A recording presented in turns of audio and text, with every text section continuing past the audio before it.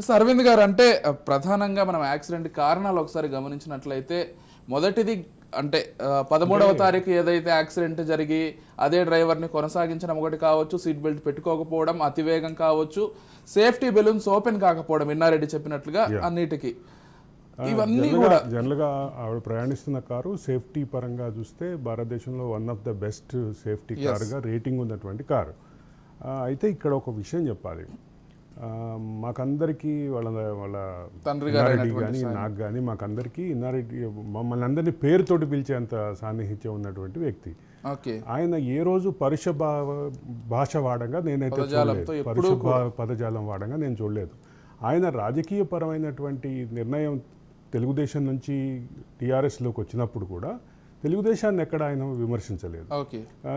టీఆర్ఎస్లో ఉన్నప్పటికీ పరుష పదజాలంతో రాజకీయ విమర్శలు చేయడం ఆయన అయితే చూడలేదు. చాలా సౌమ్యుడిగా చెప్తారు ఆయన్ని. అదే సందర్భంలో ఆయన కంటోన్మెంట్ ఏరియాలో ప్రతి గల్లీకి ఆయన వెళ్తాడు అని చెప్పేసి, స్వయంగా వెళ్ళి చూస్తాడు అని చెప్పి. కంటోన్మెంట్ అనేది భౌగోళికంగా చాలా చిన్న నియోజకవర్గం, కానీ ఆయన బాగా స్థానిక ప్రజలతో మమేకమైనటువంటి వ్యక్తి. అదే సందర్భంలో ఈసారి తెలంగాణ ఉద్యమకారుల దృష్టిలో ఒక పెద్ద సమస్య వచ్చింది. ఈసారి పోటీలో మరో పక్కన లాస్యనందితకి ఎదురుగా పోటీలో ఉన్నటువంటిది గద్దర్ కుమార్తె వెన్నెల.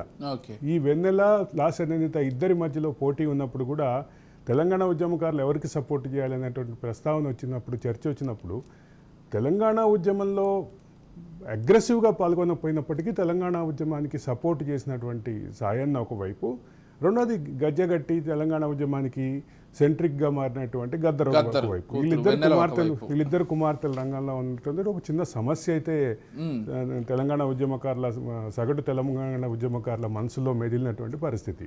కానీ ఇక్కడ ప్రధానమైన అంశం ఏంటంటే, ఈ లాస్యనందితకి సీటు కూడా కేటాయించడం కూడా అంటే కేటీఆర్కి అత్యంత సన్నిహితుడుగా ఉండేటటువంటి నాయకుడు క్రిషాంక్కి సీట్ ఇవ్వలేకపోయాను. క్రిషాంక్ మళ్ళీ అధికారంలోకి వచ్చిన తర్వాత మీకు ఇంకో రకమైనటువంటి ఇది చేస్తాము, అంటే ఇంకో రకమైనటువంటి ప్లేస్మెంట్ ఇస్తాం, మీకు గౌరవం ఇస్తామని చెప్పి స్వయంగా కేటీఆర్ క్రిషాంక్ని ట్యాగ్ చేసి ట్విట్టర్లో పోస్ట్ పెట్టినటువంటి పరిస్థితి చూసాం. అంటే ఆ పరిస్థితుల్లో కూడా, అంటే విపరీతమైనటువంటి పార్టీలో ఇంటర్నల్గా విపరీతమైనటువంటి పోటీ ఉన్నప్పటికీ కూడా ఒక క్రిషాంకే కాదు, మరికొంతమంది మొత్తం 4-5 అభ్యర్థులు పోటీ పడినా కూడా లాస్యనందిత వైపు మొగ్గు చూపటం. దానికి ప్రధానమైనటువంటి కారణం వాళ్ళ నాన్నకున్నటువంటి ఫాలోయింగ్, వాళ్ళ నాన్నకున్నటువంటి మంచి పేరు కూడా ప్రధానమైన అంశాలు. లాస్యనందిత మరణం ఖచ్చితంగా ఆ కుటుంబానికి అయితే తీరని లోటుగానే భావించాలి. ఇది ఇట్లా ఉంటే కంటోన్మెంట్ ప్రజలకు కూడా బాగా మమేకమైనటువంటి కుటుంబం వాళ్ళు, అది కొంచెం మరోవర్ ఒక్క ఏడాదిలోనే మీరు అన్నట్లుగా గత ఫిబ్రవరిలో సాయన్న గారు చనిపోవడం, మళ్ళీ ఇప్పుడు లాస్యనందిత చనిపోవడం, ఇద్దరు ఎమ్మెల్యేలుగా ఉన్నప్పుడు చనిపోవడం, అది కూడా గత ఫిబ్రవరిలో చనిపోయినప్పుడు ఉప ఎన్నిక వస్తుందా రాదా ఈ చర్చలు కూడా జరిగినాయి.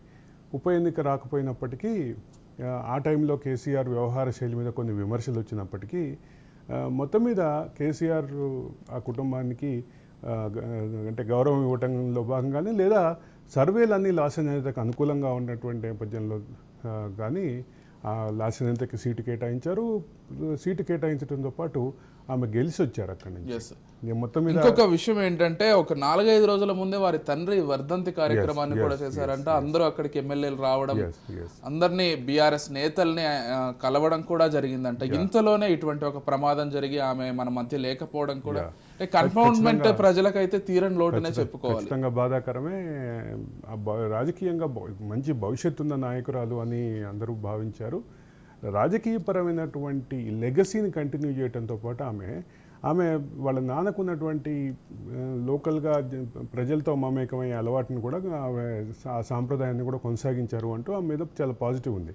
అయితే ఆమె ఇటీవల కాలంలోనే రాజకీయాల్లోకి వచ్చారు. 2015లో కంటోన్మెంట్ బోర్డు మెంబర్గా పోటీ చేశారు. పోటీ చేసినప్పటికీ ఓడిపోయారు. అప్పుడు కంటోన్మెంట్ బోర్డు మెంబర్గా ఓడిపోయినప్పటికీ ఆ తర్వాత కాలంలో అనూహ్యంగా వాళ్ళ ఫాదర్ మరణంతో ప్రధాన రాజకీయ స్రవంతిలోకి వచ్చి ఎమ్మెల్యేగా పోటీ చేశారు, గెలిచారు.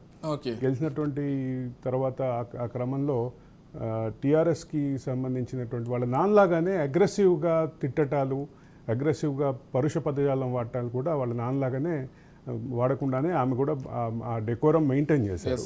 నిలకడ రాజకీయాలు చేస్తూ ప్రస్తుత రాజకీయాల్లో తిట్లు, విమర్శలు, పరుష పదజాలంతో తిట్లు కీలకమైనటువంటి ప్రస్తుత పరిస్థితిలో కూడా వాళ్ళ ఫాదర్ కానీ ఆమె కానీ ఆ డెకోరం మెయింటైన్ చేసినటువంటి వాళ్ళే ఖచ్చితంగా ఈ మరణం అయితే కంటోన్మెంట్ ప్రజలకు కానీ సాయన్న కుటుంబానికి కానీ తీరని లోటుగానే చెప్పాలి. ఇవి కొంచెం అంటే ఆమె మరణం వార్త వినగానే నాకు కానీ ఇన్నారెడ్డికి కానీ మన మీ సీనియర్ జర్నలిస్టులు అందరికీ కూడా మాకందరికీ సాయన్న గారితో ఉన్నటువంటి వ్యక్తిగత అనుబంధం రీత్యా అంటే ఎంతమందిలో ఉన్న పేరు పెట్టి పిలిచేటటువంటి చదువు ఉన్నట్టు మమ్మల్ని మాలాంటి వాళ్ళని పేరు పెట్టి పిలిచేటటువంటి చదువు ఉన్నటువంటి సాయన్న గారు, ఆయన కుమార్తె, అది కొంచెం ఇబ్బందికరంగానే ఉన్నటువంటి పరిస్థితి. రైట్ విజయ్.